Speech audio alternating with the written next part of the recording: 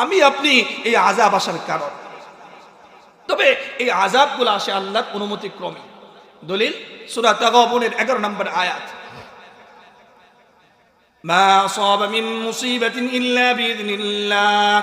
এই জমিনে যত রকমের বিপদ আসে এই সব কিছু আল্লাহর হুকুমে আসে। আল্লাহর হুকুম ব্যতীত এই জমিনের একটা পাতা নড়ে না, এই জমিনের একটা গাছের ডাল নড়ে না, একটা মানুষ উঠতে বসতে পারে না আল্লাহর হুকুম ছাড়া। আল্লাহর হুকুমেই সব হয়।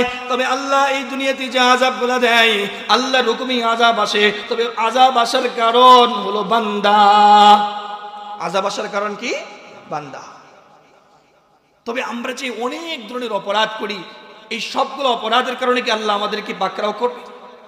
সূরা মাইদার 49 নম্বর আয়াতে আল্লাহ রাব্বুল আলামিন বলেন, ফাআলাম আন্নামা ইউরিদুল্লাহু আন ইউসিবাহুম বিবাদি যুনুবিহিম। আল্লাহ রাব্বুল আলামিন বলেন, ও